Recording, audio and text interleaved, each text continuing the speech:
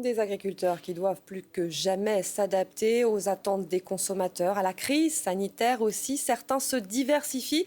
C'est le cas de notre invité. Bonjour Didier Capdevielle. Vous êtes viticulteur dans les Pyrénées-Atlantiques et vous vous êtes lancé dans l'œnotourisme. C'est pas un pari un peu risqué, le tourisme en ce moment ? Ben, pour moi, non, parce qu'en fait, vu que je me suis retrouvé sans salon, sans foire au vin, etc., quoi, avec des ventes très limitées, je me suis dit, ben, il est temps de réfléchir, d'avoir un peu de créativité, en fait, et au point de vue du domaine, mais également de l'appellation Jurançon, de mon village, Monin, et du territoire local. Moi, je pense que ça m'a permis de réfléchir et Ça, d'évoluer. ça demande aussi des investissements. Oui, c'est certain, c'est sûr qu'il va falloir prévoir tout ça, même si c'est compliqué. Mais bon, je suis motivé, on va y arriver.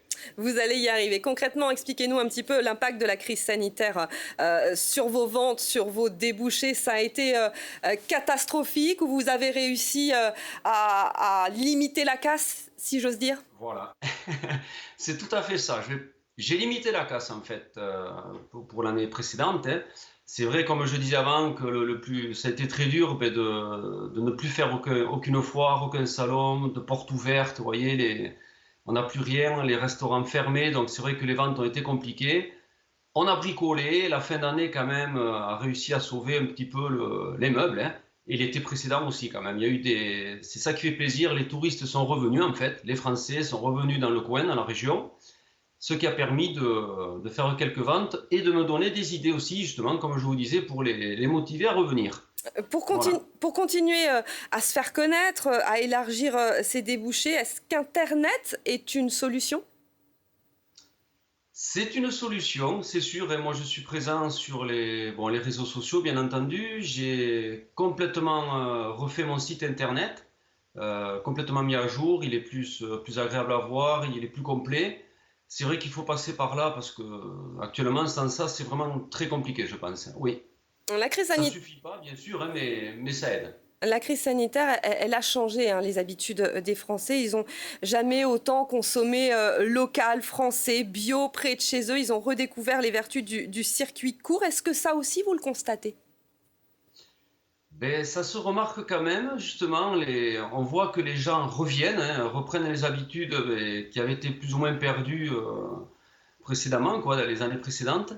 Et oui, je pense que ça fait du bien. Oui. Le circuit court nous permet quand même de faire quelques ventes, d'avoir des contacts avec les personnes, de reparler en fait de notre métier. Beaucoup découvrent même notre métier en étant à 20 km du domaine, hein.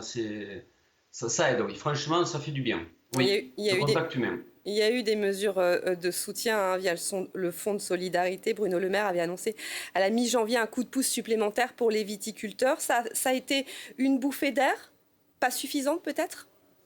Et voilà, c'est ça. Ça a été une bouffée d'air en fait à l'instant T, on va dire, hein, mais pas sur la durée, quoi. C'est vrai que c'est insuffisant parce que malheureusement, nous, bon, moi je vais parler pour mon cas, c'est avec la vigne, hein, mais tout ce qui est issu du monde agricole, eh bien, le travail continue. Moi, la vigne n'a pas connu la Covid, hein, elle ne s'est jamais arrêtée de pousser, donc il y a eu tout le travail de l'année, ce qui veut dire eh bien, des factures tous les mois, de quoi payer.